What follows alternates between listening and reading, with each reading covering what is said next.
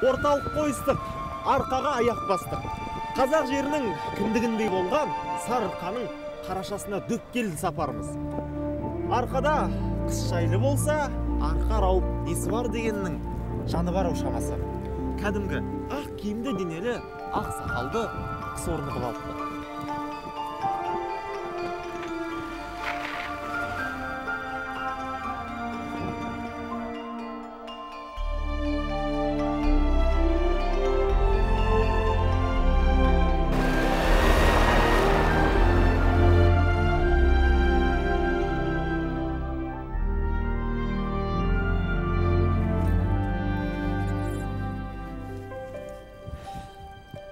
Мұнда келсең, еріксіз есіңе Ахан мен Біржан, Сәкен мен Мағжан түседі.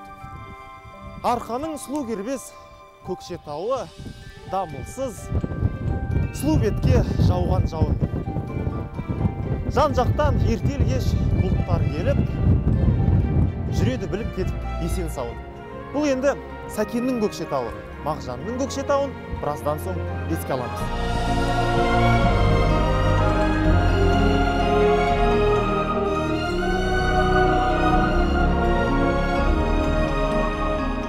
Көкшетау Сарыарқаның солтүстігінде батыстан шығысқа қарай 450, түстіктен терістікке қарай 250 шақырымға созылып жатқан қырат.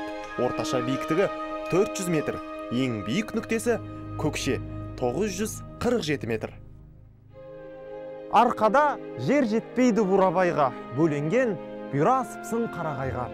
Бұлттары мәңгі зеңзең Көкшетауға, бөлектау ой бауырым деп анадайды. Оқ жетпес, найза қия, қыранғая, қарасаң жанның шері тарқамай ма? Солардың ортасында Бурабай көл, мөп-мөлдір, дөп-дөңгелек құсайдайға. Бұл жолдарды Мағжан Жұмабаев дәл осы жерлерде отырып жазған сияқты. Бірақ бұл жерден Көкше көрінбейді, тұманнан.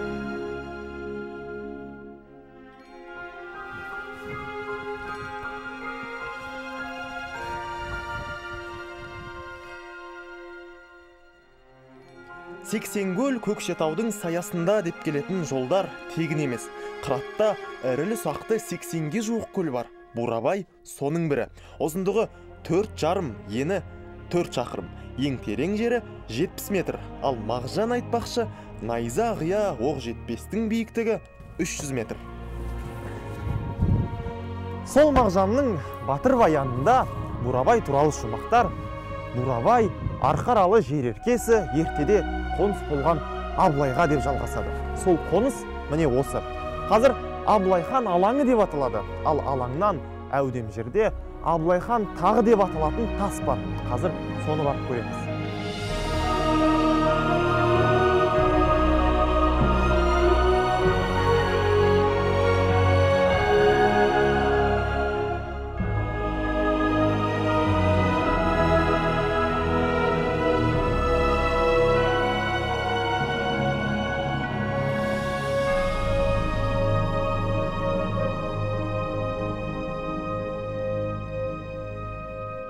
Абылайханның осы Көкше жерінде қалмаққа қарсы қол жиғаны мәлім. 300-дің ханы осы тастың үстіне шығып үкім айтқан деседі. Ал 1771 жылы болған жорық тарихта Шаңды жорық деген атпен қалды.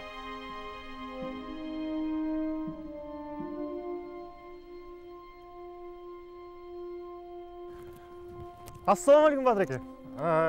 Кіруге рұқсат па? Рұқсат берді.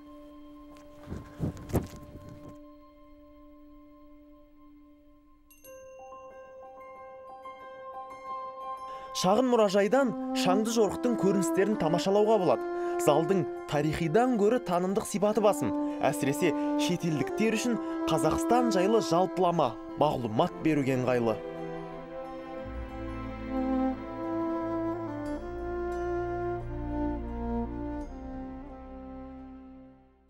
Бурабайдан жарты сағаттық жерде таудың атымен аталатын қала бар, Көкшетау.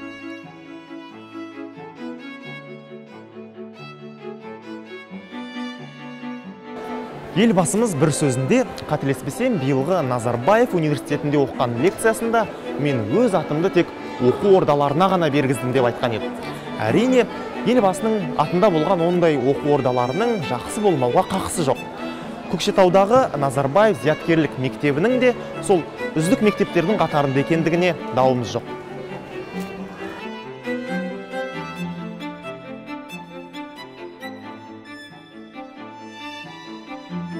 Мұнда жүйе мүлде бөлек. 3 мен 6 сыныптардың аралығын балалар ақылы негізде оқиды. 7 мен 12-ның арасы тегін, бірақ ол үшін сынақ тапсырып, грант тұтып алуын керек. Грантқа ілінбеген оқушы мектеппен қош айтысады.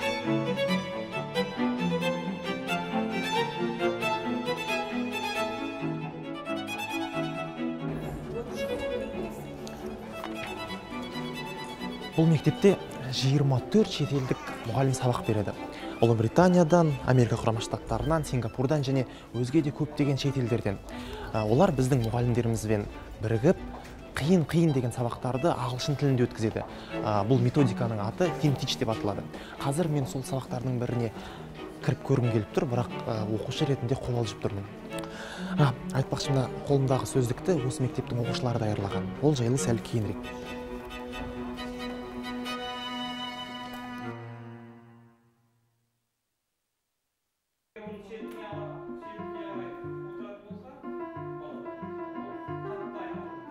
Сөздік физика пәнінің сөздігі. Өтіп жатқанда физика сабағы. Ағылшын емес, қазақшасының өзі қиын. Дегенмен үндемей отыру маған қиын. Ал мектептегі ең қиын сабақ қандай? Ең қиын пән сен үшін? Физика осы сабақ па?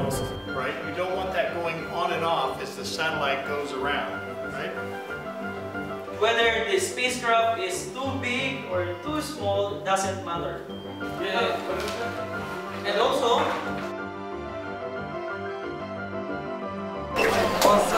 бұл мектепте сабақ 40 минуттан болады. Өйткені бір күнде сабақтың саны 8-ден 10-ға дейін жетеді екен.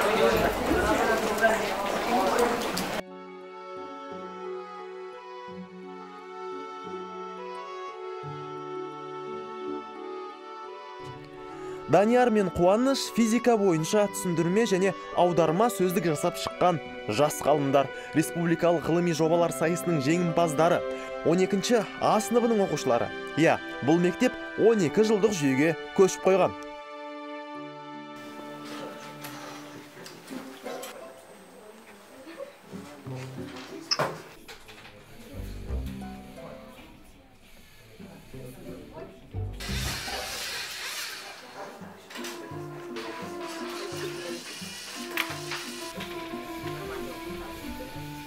Қызық сабақтардың бірі робототехника 5 пен 8-ші сыныптардың аралығында жүреді. Бұл да болса балалардың жаңа технологияға деген қызығушылығын арттырып, ғылым көкжиегін кеңейтуге үлес қосары анық.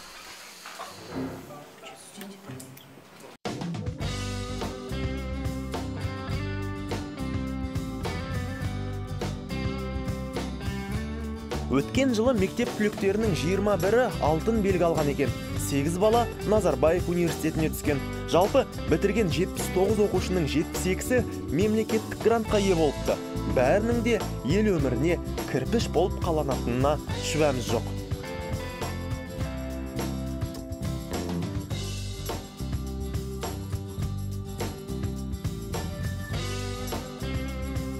Енді кірпіштің тура мағынасына көшуге тура келді. Бала күнімізде лайдан кірпіш құйған месінде. Енді ол ірі зауыттарда қалай жүзеге асатынын байқап көрейік.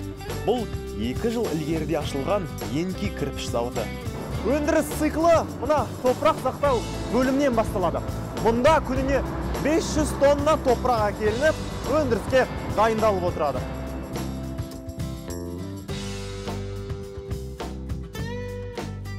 Төрт қазба орнынан алынатын топырақтың өзі ерекше.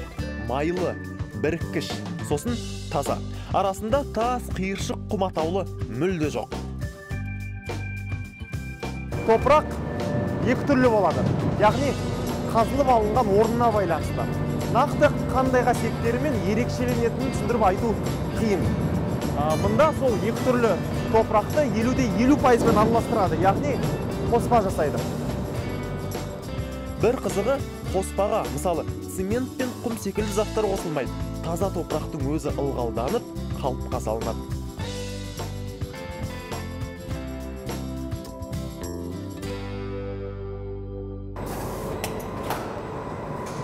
Здравствуйте. Скажите, пожалуйста, что вы сейчас делаете? Я являюсь оператором экструдера. Вот выходит брус, здесь однострунная резка. Он его режет на определенный размер, 1,60 м. Там многострунная резка. Там уже он делает 17 кирпичей. То есть 1,60 м это вы сами ставите такую норму, да? Да, это полуторный кирпич. Да. Қалыптан шыққан кірпіштің ылғалдылығы 22% болады. Ол енді 75 сағат бойы жасанды желдің өтінде кептірілуі тиіс. Мынау кептіріліп шыққан кірпіштер осыдан 3 тәулік бұрын құйылған.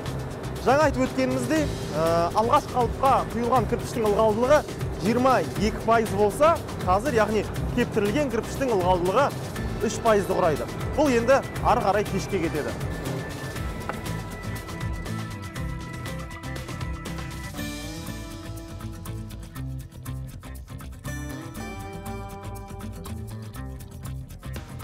Пешке кіре алмайтынымыз түсінікті.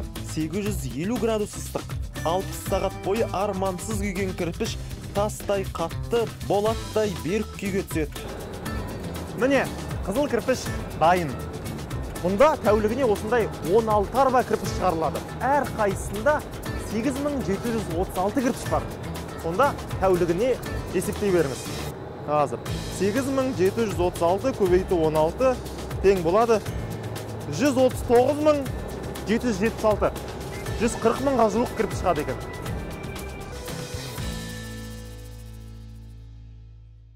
Жер көлемі бойынша еліміздегі ең үлкен облыс Қарағанды облысына да келіп жеттік. Бұл өңірде нендей ғажайыптар бар десеңіз, бұл өңірде әйгілі Қарқаралы бар. Қаладан 200 шақырым жерде. Онда Құнанбайдың салдырған мешіті бар. Бұл өңірде Ұлықтау бар. Онда Шыңғысханның ұлы Жошының кесенесі бар. Бұл өңірде Нұра өзені бар. Бұл өңірде Теңіз көлі бар. Балқаш бар. Айта берсең көп. Бірақ оның барлығы жердің бетінде, ал жердің астында көп көмір бар. Әңгімені содан бастамақпыз.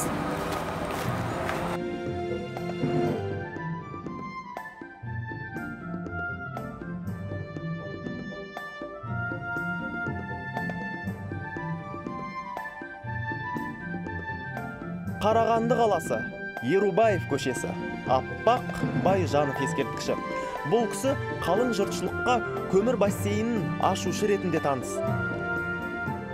Бұл ескерткіште Аппақ Байжановтың сәл есейген кезі бейнеленіпті. Ал тарихи деректерге сүйенсек, ол 1824 жыл туылған. Көмірдің табылған уақыты 1833, яғни Аппақ ол кезде бар жоғы 9 жаста. Ел аузында оның жанатын қара тасты қалай тауып алғандығы жайлы қызықты әңгімелер көп. Ол әңгімені сол көмір табылды деген жерде барып айтайық. Бұл келе жатқан облыстық өлкетану мұражайының аға ғылыми қызметкері Наталья Делиденкова бізді алғашқы көмір табылды делініп жүрген қала маңындағы Қарағанды басы аталатын тұсқа алып бармақ.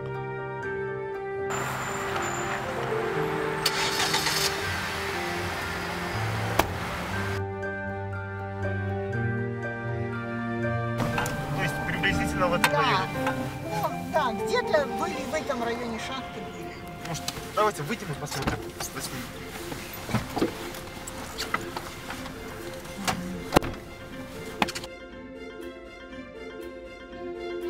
В этом районе? Да, приблизительно в этом районе были шахты, одни из первых.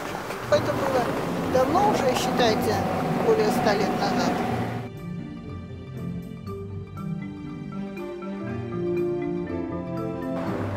Өлкетанушылардың сөзіне сенсек, алғашқы шахты болған және алғашқы көмір табылған жер шамамен осы маң. Енді 180 жылға кейін кеше келеді. Көз алдарыңызға елестетіңіздер.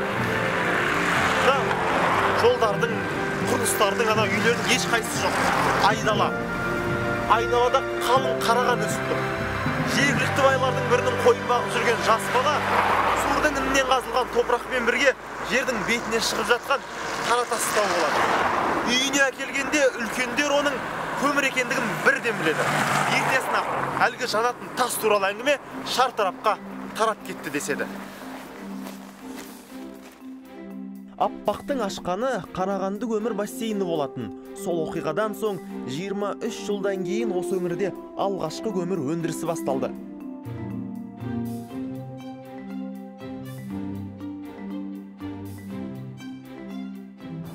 Жаңа сөз арасында Қарағанды көмір бассейні дегенді айтып қалдық. Бұл осы облыста, яғни табанымыздың астында жатқан ұзындығы 120 шақырымды, ал ені 30 шақырымды құрайтын көмір қоры. Мені мынандай сұрақ қызықтырады. Неге көмір тап осы Қарағандыда? Неге мысалы Қызылордада емес, неге Семейде емес деген жауапты геологтар біледі.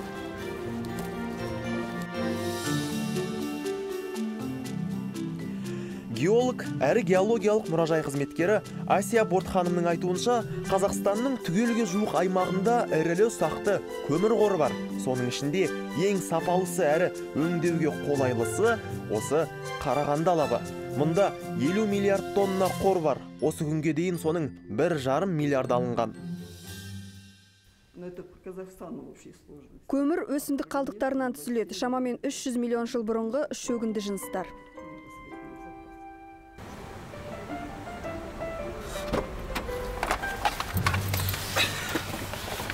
Мұражайдан мынандай қызықты ақпар естіп шықтым. Қаланың орталық элиталы бөлігінде көмірдің ең құнды маркасы К12-нің мол қоры бар екен. Бірақ оның экономикалық тиімділігін әлі ешкім есепте алмаған көрінеді.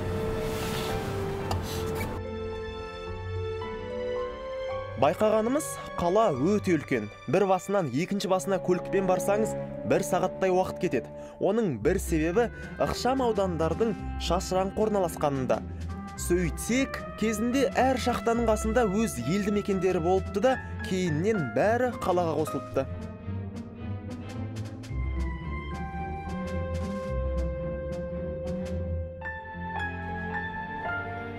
Қарағанды аймағында 26 шахта орналасқан. Соңғы жылдары олар бір-бірімен біріктіріліп, ірілендіріліп, саны бір шама қысқарды. Солардың бірі қаланың батыс аймағында орналасқан Түсіп Күзембаев атындағы шахта.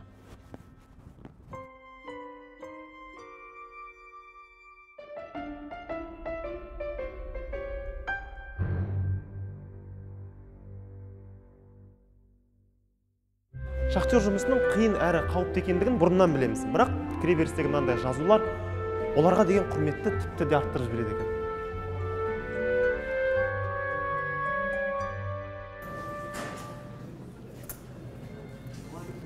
Здравствуйте.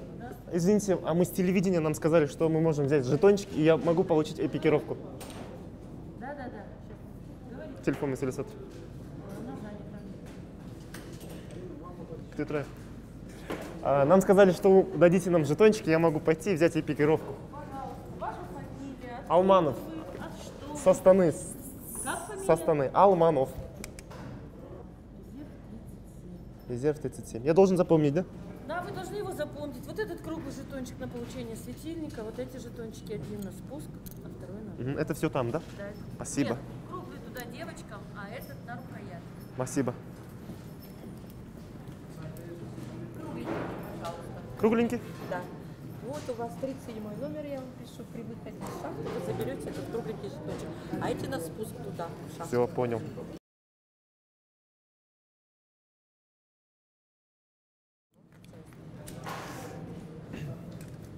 Шахтаға түсер алдында кез келген шахтер ең әуелі қауіпсіздік ережесімен танысу керек. Екіншіден, арнайы құрал жабдықтармен жарақтану керек. Себебі шахтаның ішіндегі жұмыс өте ауыр болып келеді. Сондықтан да шахтаға түспес бұрын кез келген шахтер осындай арнайы жұмыс киімін осы жерден қабылдап алады.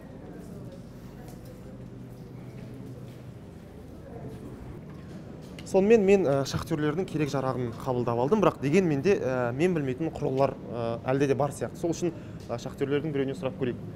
Здравствуйте, извините, вы спускаетесь в шахту? Да. Вот мне тоже дали форму, я поверхностно понял, что должен иметь шахтер. И все же я не знаю, что это такое, лампа что ли, или, допустим, это термос. Объясните.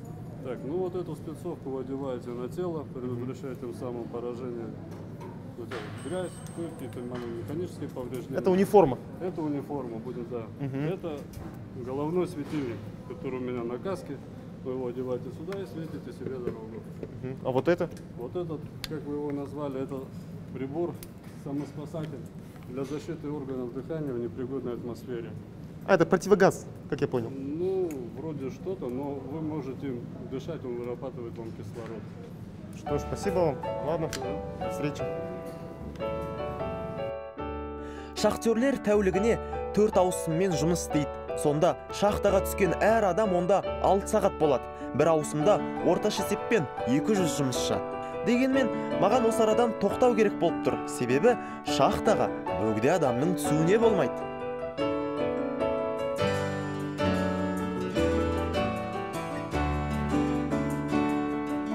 Тәулігіне 8000 тонна көмір қазатын Күзембаев шахтасының қаротыны толығымен Теміртаудағы металлургия зауытына жөнелтіледі.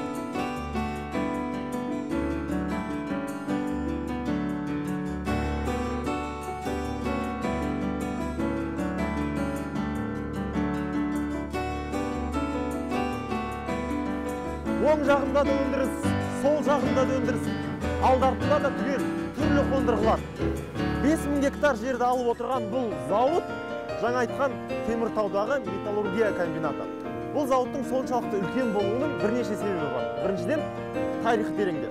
Елбасымыздың өзі еңбек жолын осында бастаған білесіздер. Екіншіден, бұл зауытта шегекенден бастап қима болатқа дейінгі толық металлургиялық цикл жүзеге асады. Сол себептен мұнда 60-тан астам цех бар. Оның бәрін аралай алмаймыз. Ал көзбен көруге домна пешінің өзі бір шама қызық.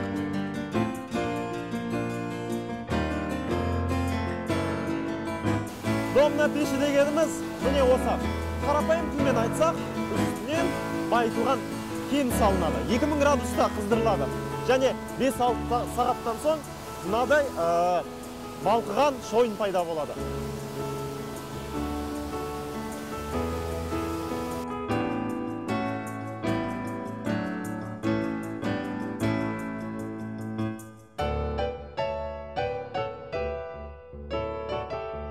Шойын аралық өнім. Оның физикалық қасиеттерін өзгертіп, болатқа айландыру үшін келесі цехтарға жөнелтіледі. Бұл комбинат болаттың 284 маркасын жылына 4 миллион тонна көлемде өндіреді. Әлемнің 75 елінде тұтынушылар бар.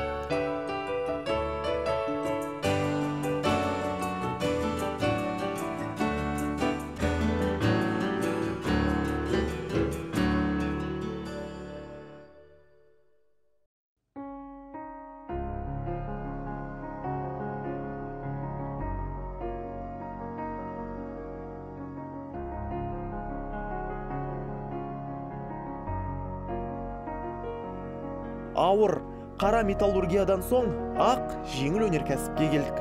Тап сол Теміртаудағы нәтиже сүт өнімдер зауыты 2003 жылы ашылған. Тәулігіне 50 тонна, жылына 10.000 тонна өнім шығарады. Сүтті біз қабылдаймыз танкке. Танктен қабылдаған кезде сразу лабораторияға анализға апарып тексеріп отырамыз. Тексеріп плотнысын, кислотнысын, жирын тексеріп аламыз бірінші.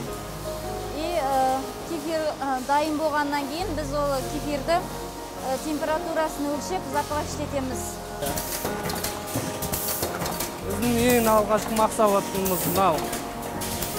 Аузы дұрыс жабылуы. Сосын күні, өндірілген күні соны қарап отырамыз. Асты дұрыс жабылған, жабылмаған тексеріп отырамыз. Өнім бізге әртүрлі температурамен келеді. Оны сізден ферментация кезінде операторлар байқап 14-10 температурамен береді. Нәтиже руханиятымызға да нәтижелі үлес қосып келеді. Басшылардың айтқанынша, мұнда өнім сыртындағы жазулардың мемлекеттік тілдегі сапасына ерекше мән беріледі. Іс қағаздар түгелдей дерлік қазақ тілінде жүргізіледі. Ораза кезінде және наурызда мерекелік тауарлар шығарылып, өнімдер 10% жеңілдікпен сатылады.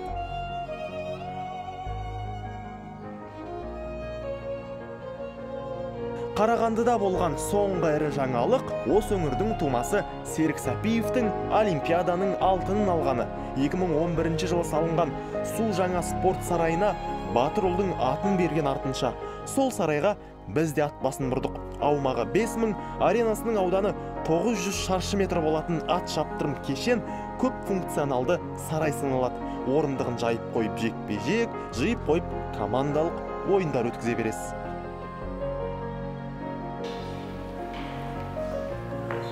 Міне, Серіктің өзі де келді. Ал мен чемпионнан спорт туралы емес, менің жерім туралы сұрадым. Я был во многих странах. Где-то красивая природа, где-то архитектура. Мне всегда нравилось приезжать к себе домой. Поэтому, я думаю, лучше с моего дома нету нигде. Вот.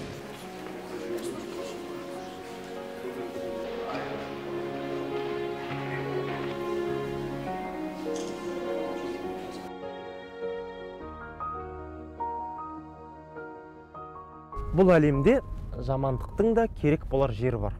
Жақсылықтың қадірін ұғу үшін. Тарихта болған қасіреттер де сондай. Соғыстарды оқып бейбітшіліктің, қырғындарды біліп, амандықтың қадірін ұғамыз. Карлаг аталып кеткен бір кездердегі тоталитаризмнің алып түрмесі болған жерге келе жатуымыздың да бір мақсаты сол.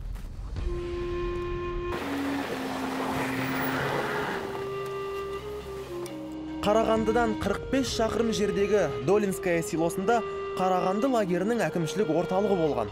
Ол ғимарат қазір мұражай. Карлагтың қасіретті тарихынан сыр шертеді.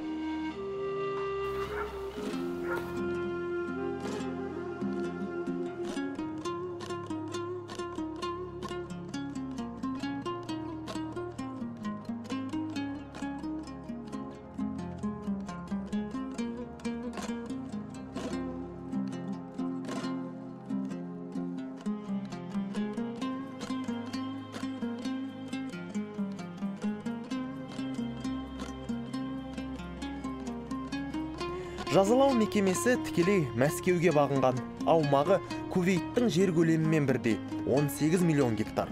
1931 мен 1956 жылдар аралығында мұнда 1,5 миллион адам тұтқында болыпты.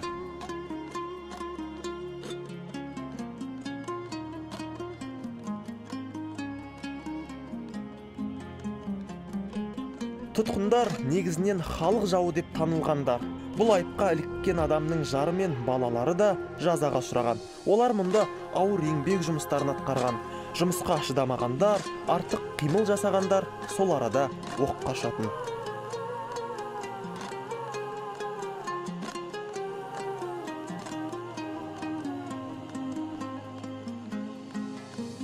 Естелік кітаптарда қинаудың 31 түрі қолданылғаны жайлы деректер бар. Қыстың кезінде даладағы төбесі тор зындандарға тастап, тас камераларға қамаған, ал мәйіттер жер жібігенше бөшке ішінде сақталған.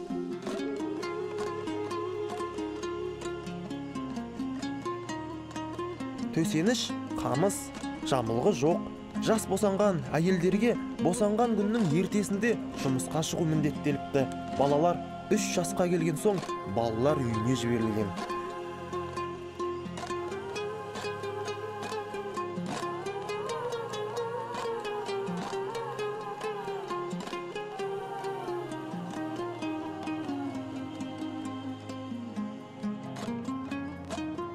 Екі қабатты мұражайда Карлагтың ғана емес, қазақтың тарихына қатысты талай құжат бар.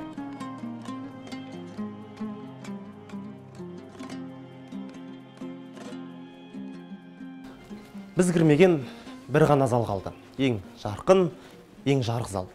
Ол зал, міне, Қазақстан тәуелсіз мемлекет деп аталады.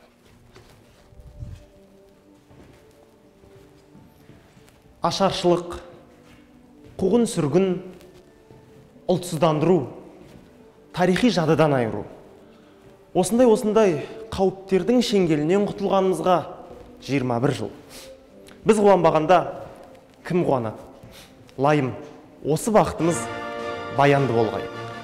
Бұл тілек орталық Қазақстанды аралаған саяхатымыздың соңы болсын.